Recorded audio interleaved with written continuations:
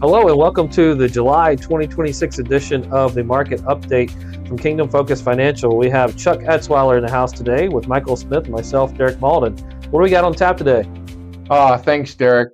It's fitting that today, beginning of summer, just happened as we're taping this, and we are going to talk about electric, Electrifying. electrifying sun rays and heat and all the good stuff that comes with it, because this is a key factor. You've heard us mention this a couple of times already this year, and fitting within our wiser theme, we're chopping away at the E. And so electric is a big player. You've heard us talk about technology in recent ones last month. If you didn't see it, go check it out on our YouTube channel. We talked about space exploration and what it means, and the IPO that we knew was coming with SpaceX. Well, this goes hand in glove with that, right? And all of that is connected into what we want to share today. And it's bigger than just turning on the power switch. And what we want to help you understand today is just how far reaching and how big of a driver the demand for electric is for our economy, and the potential it has to drive growth in our economy for many years to come. And that's a positive thing. What would you say, Chuck? Well, first of all, thanks for having me, guys. Always a pleasure to be here.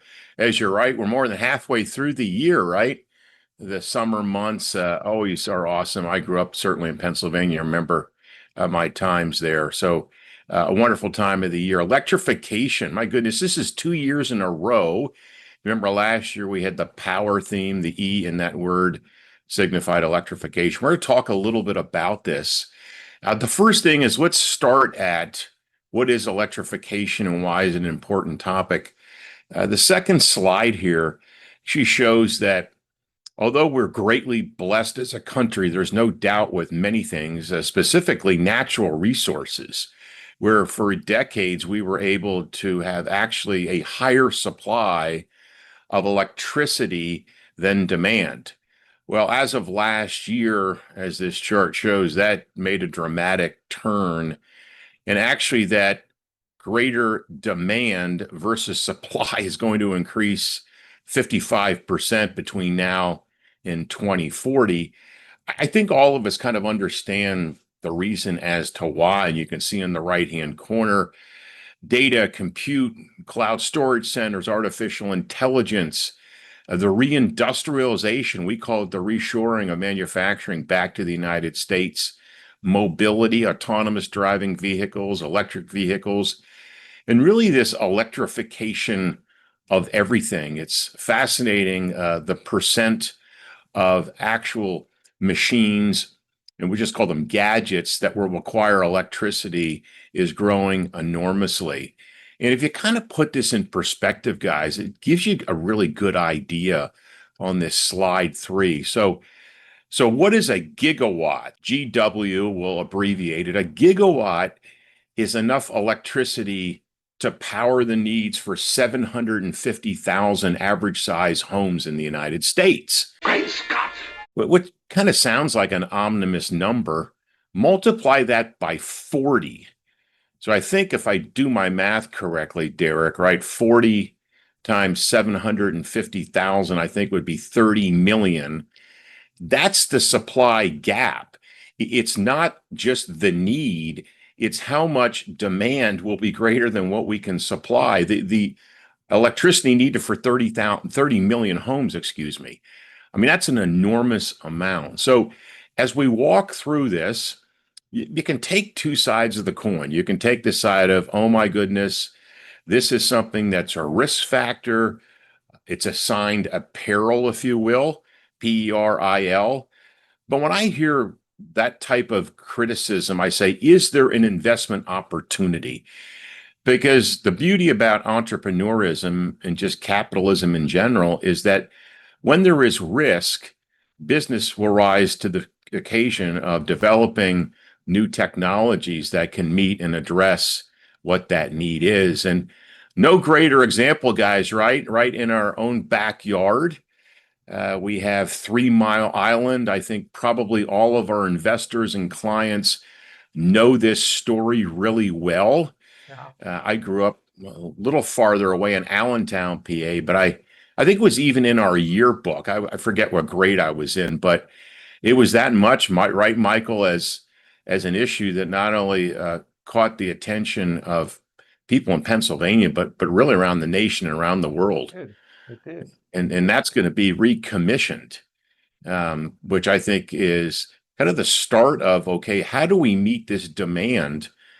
And part of the way is if you think about our generation, we grew up with the risks of nuclear energy. Certainly, 3 Mile Island, we had Chernobyl over in Russia. We had the Fukushima earthquake in Japan and that meltdown. We had several movies, right, that highlighted this. Yep. And people said to themselves, they said, well, my goodness, yeah, it's a great idea, but the famous saying was not in my own backyard.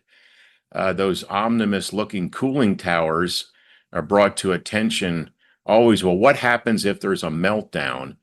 That has all changed, guys. There is significant new technologies, and this is going to be employed here at 3 Mile Island. I think it's called the Crane Clean Energy Project, named after one of the engineers who actually passed away due to what happened with the meltdown. And I think what we're going to see is we're going to see a new type of nuclear energy where we don't need to have those large cooling towers. The technology will be able to generate even more power through that process. And at the same time, the hazardous waste will be minimized. And we have a new generation, gentlemen, who didn't see the issues that came with nuclear energy in the last 50 years or so. So right in our own backyard, we again have, I think, what is a really good example of this. So it kind of begs the question here, is AI, artificial intelligence, the driver behind this? And we talked about on the first slide, this is the second, I think, rendition of what we're trying to get across. The answer is yes, but also the electrification of everything is really what is driving this need for power.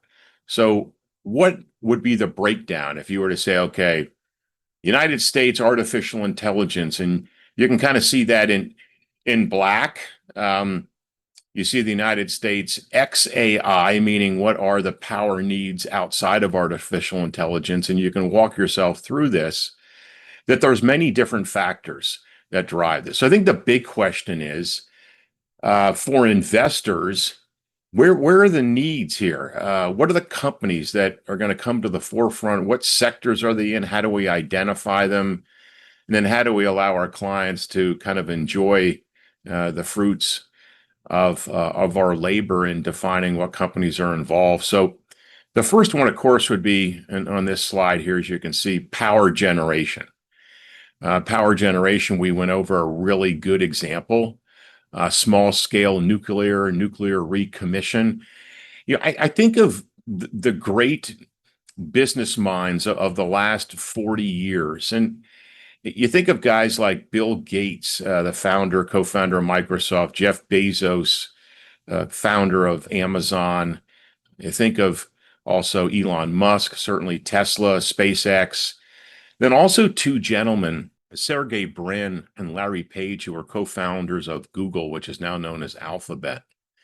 They all are involved independently with their own private money in the development and redevelopment of nuclear energy and allowing it, again, to create electricity that's going to meet these demands. And you think about all these gentlemen, they have enough money to certainly just relax and step aside from the business world, and they're not doing it. I love the comment that Larry Page made, who before Elon Musk became a trillionaire, he was the world's wealthiest man at $300 billion. He said, I would rather go personally bankrupt than miss out on the AI arms race. And I think that speaks volume to this. So certainly there's their power generation. Then there's something we call the transmission and distribution. If you think about all those utility towers that are expanded across the country, 60% of those have exceeded their life expectancy. So there's companies that make the steel, that make the concrete that goes into the ground to secure those, that actually make the wiring. Guys, our grid is antiquated. It's 40 years old. It needs modernization. So you have businesses that are involved in that component of it, creating medium transformer voltage equipment. And then you have this entire, which again is going to be our R in our now 3 years running our acronym, reindustrialization or reshoring. Here's what I had said earlier: 80% of energy for industry is to come from electricity by 2050. And that was actually an estimate by Schneider Electric. So you can see this need. And we'll end on one thing here, guys. And I know, Michael, we've commented about this before, just kind of internally here.